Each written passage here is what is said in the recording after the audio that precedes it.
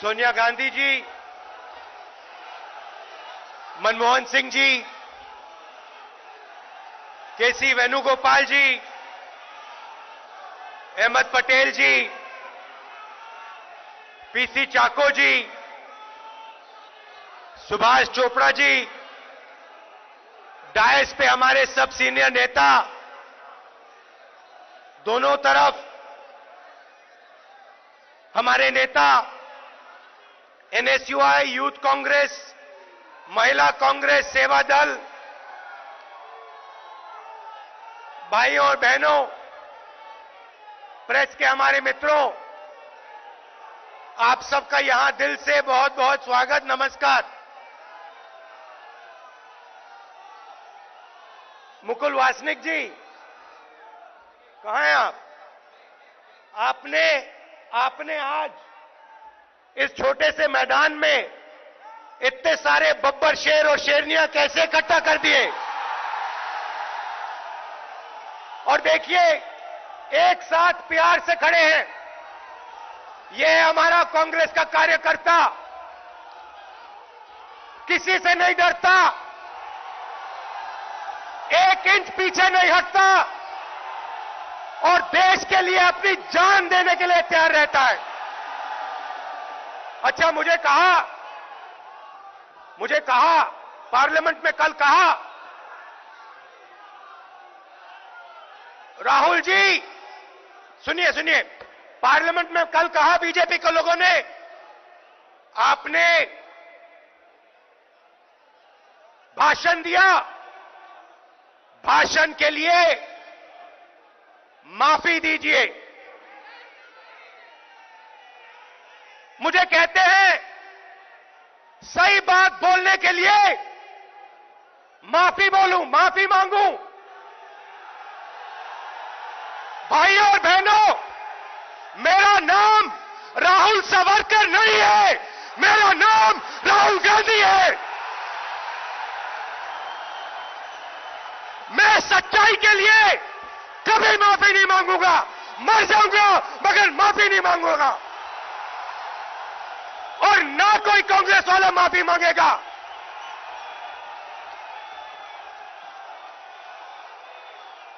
माफी नरेंद्र मोदी को माननी है। नरेंद्र मोदी को देश से माफी मांगनी है, और उनके जो असिस्टेंट हैं अमित शाह, उनको देश से माफी मांगनी है। क्यों मांगनी है, मैं आज आपको बताने आया हूं। सबसे पहले ये देश की शक्ति, इस देश की आत्मा, इस देश की शक्ति इसकी अर्थव्यवस्था थी। अर्थव्यवस्था है नहीं थी। पूरी दुनिया हमारी ओर देखती थी, कहती थी ये हिंदुस्तान में क्या हो रहा है।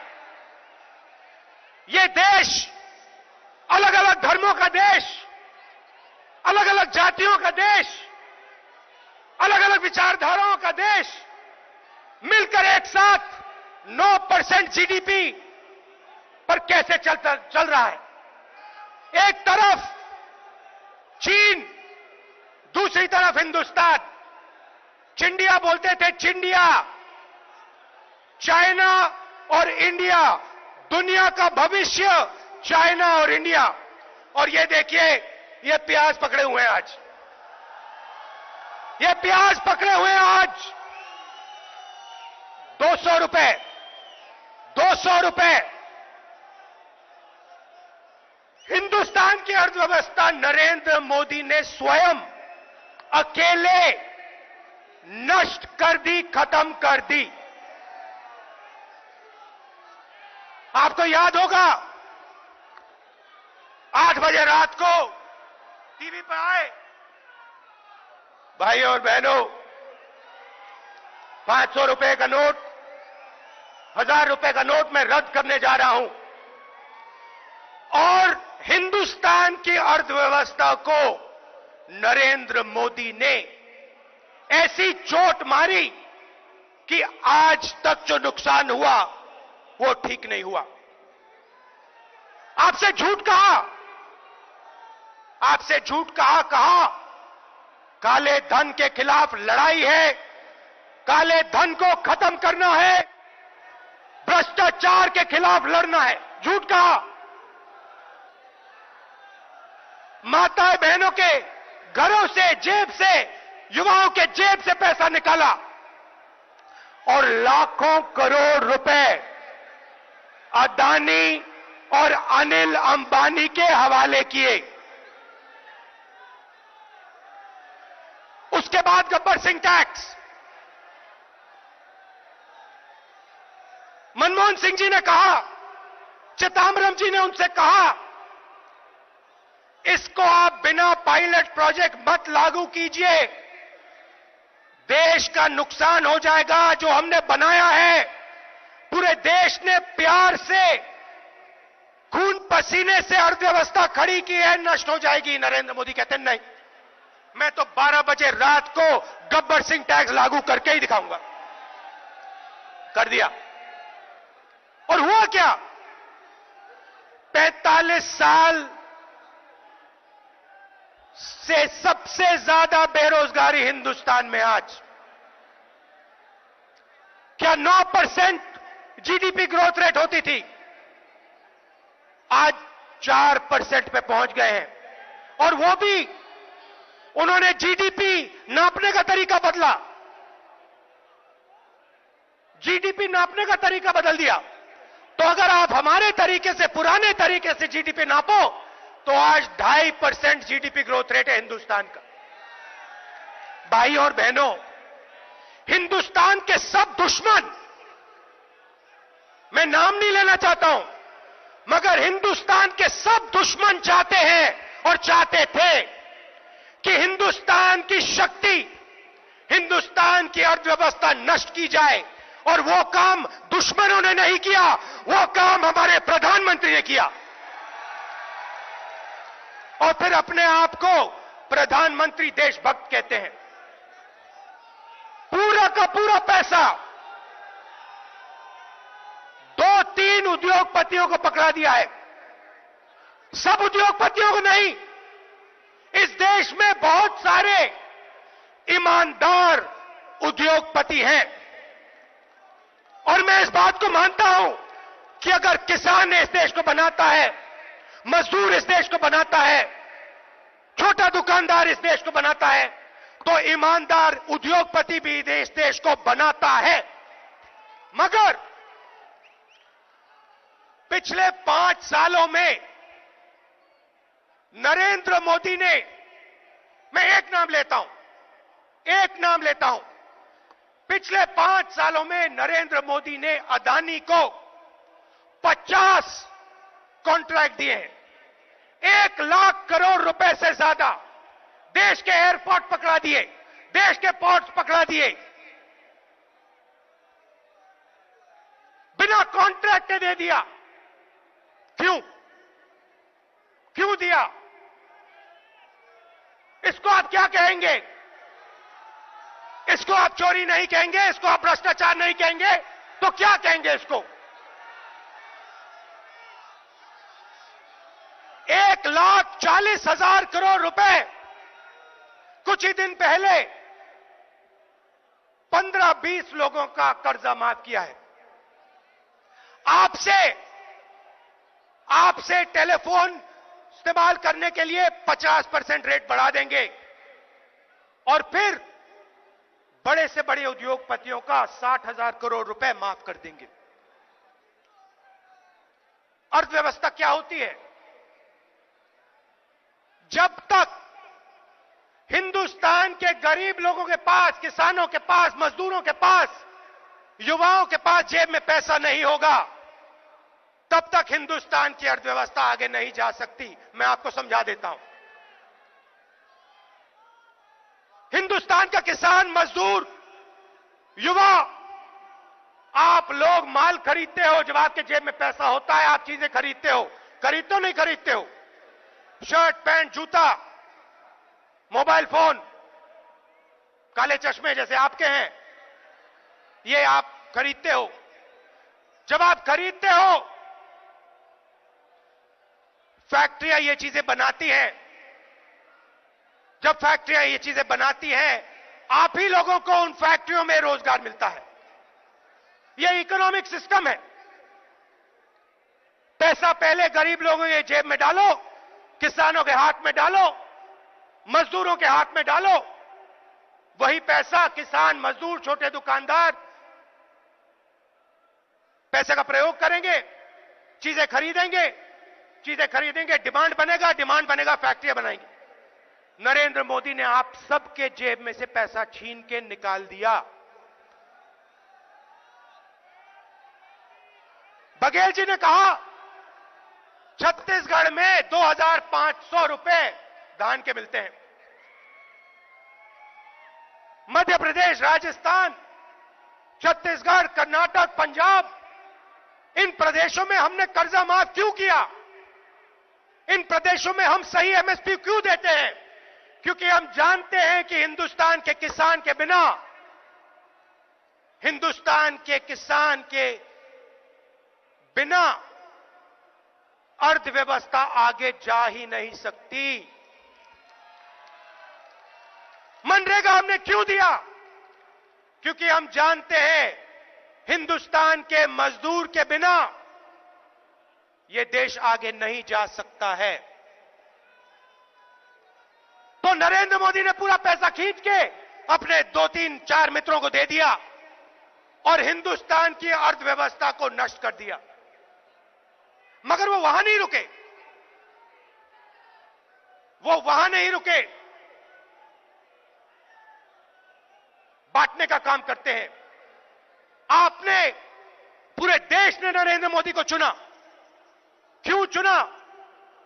हिंदुस्तान को मजबूत करने के लिए चुना, अर्थव्यवस्था को मजबूत करने के लिए चुना, युवाओं को रोजगार देने के लिए चुना।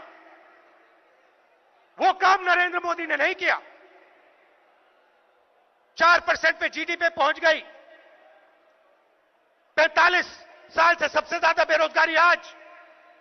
दिन भर किसान आत्महत्या कर रहे हैं। मैंने पार्लियामेंट में सवाल पूछा, भाई बताओ, हिंदुस्तान में नरेंद्र मोदी की सरकार है, कितने किसानों ने आत्महत्या की? सरकार जवाब देती है, हमें मालूम नहीं। पार्लियामेंट में सवाल का जवाब देती है, हमें मालूम ही नहीं। प्रदेशों से जाके पूछिए, हमें नहीं मालूम।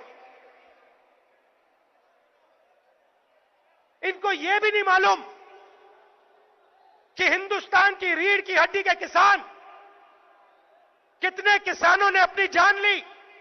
शर्म आनी चाहिए इन लोगों को। मगर पूरे देश को मालूम है, पूरा देश जानता है यहां हालत क्या है, और फिर यह बांटने का काम शुरू करते हैं। एक धर्म को दूसरे धर्म से। जम्मू कश्मीर में, नॉर्थ ईस्ट में जाइए, असम जाइए, मिजोरम जाइए, मणिपुर जाइए, नागालैंड जाइए, अरुणाचल जाइए, देखिए नरेंद्र मोदी ने क्या काम किया है। जला दिया उन प्रदेशों को, आग लगा दिया असम में। बांटने का काम करते हैं, देश को कमजोर करने का काम करते हैं। और आप लोग जो सब यहां आए हो, और जो करोड़ों लोग इस प्रोग्राम को टीवी पे देख रहे हैं, मैं आपसे बात कर रहा हूं। आप इस देश को बांटते नहीं हो। आप इस देश को अपने खून पसीने से, अपने दिल से खड़ा करते हो। रोज छोटे दुकानदार, किसान, मजदूर, बेरोजगार युवा, ये सब लोग मिलकर इस देश को खड़ा करते हैं। ये आपका खून है, ये आपका पसीना है, और आपके देश को कमजोर किया जा रहा है, हमारे देश को कमजोर किया जा रहा है, बांटा जा रहा है, और आपकी अर्थव्यवस्था को नष्ट किया जा रहा है। और कारण यही है कि नरेंद्र मोदी जी सिर्फ एक बात को देखते हैं, एक बात के बारे में सोचते हैं, एक चीज के बारे में सोचते हैं कि उनके हाथ में सत्ता है, हां या ना। सत्ता के लिए हमारे प्रधानमंत्री कुछ भी कर देंगे, सत्ता के लिए अर्थव्यवस्था को नष्ट कर देंगे, हिंदुस्तान में सब युवाओं को बेरोजगार कर देंगे। मार्केटिंग होनी चाहिए नरेंद्र मोदी की, टीवी पे आने चाहिए रोज। भैया एक बात बताओ, टीवी पे नरेंद्र मोदी रोज दिखाई दिखते हैं ना? कितने घंटे दिखते हैं? दिन भर दिखते हैं ना? भैया ये जो टीवी पे 30 सेकंड का जो एडवर्टाइजमेंट आता है कितने का आता है? लाखों रुपए का आता है ना? तो ये नरेंद्र मोदी जो दिन भर टीवी पे दिखाई देते हैं और हिंदुस्तान के बाकी नेता कोई नहीं दिखता। मनमोहन सिंह जी को आप टीवी पे देखते हो? नहीं देखते ना? तो इसका पैसा कौन दे रहा है? इसका पैसा कौन दे रहा है? इसका पैसा वो लोग दे रहे हैं जिनको नरेंद्र मोदी आपका पैसा छीन कर दे रहे हैं। यह सच्चाई है देश की। और मैं मीडिया वालों से कहना चाहता हूं, देखो आप पर बहुत बड़ी जिम्मेदारी पड़ती है। हमारी सरकार थी, आप हमारी सरकार पर आक्रमण करते थे और आपने सही किया। मैं स्टेज से कह रहा हूं कि आपने अपना काम किया, मगर आज वो आप अपना काम भूल गए हो। आज आप अपना काम भूल गए हो, मगर आप भी देशवासी हो, आप भी इस देश के हो। और मैं हिंदुस्तान के सब इंस्टीट्यूशंस के लोग से कह रहा हूं, हर इंस्टीट्यूशन में जो लोग बैठे हैं, चाहे वो हमारे कोर्ट्स में बैठे हो, चाहे वो मीडिया में बैठे हो, चाहे वो सरकारी ऑफिसेज में बैठे हो, चाहे वो ब्यूरोक्रेट्स हो, आप ये बात याद रखिए, जिम्मेदारी आपकी भी है। जब आपको दबाया जाता है, कुचला जाता है, धमकाया जाता है, आप पर आक्रमण होता है, मीडिया के लोगों पर आक्रमण होता है, तो यह आप पर आक्रमण नहीं हो रहा है, यह हिंदुस्तान की आत्मा पर आक्रमण हो रहा है। तो मैं आप सबसे कहना चाहता हूं, बहुत समय हो गया इस देश को डराया जा रहा है, दबाया जा रहा है। अब कांग्रेस वाला तो कभी डरता नहीं है। कांग्रेस वाला बब्बर शेर होता है, नहीं डरता किसी से। मगर मैं उन लोगों से कह रहा हूं जो सरकारी ऑफिसेज में बैठे हैं, जो मीडिया में बैठे हैं, मैं उन लोगों से कह रहा हूं, डरो मत। आपके साथ कांग्रेस पार्टी खड़ी है, मिलकर हिंदुस्तान के लिए हमें लड़ना है। और जो आज डर है, डर का माहौल है, नफरत का माहौल है, इस माहौल को हिंदुस्तान की जनता, कांग्रेस पार्टी, हम सब मिलके मिटा डालेंगे। आप सबका दिल से बहुत बहुत धन्यवाद। नमस्कार, जय हिंद।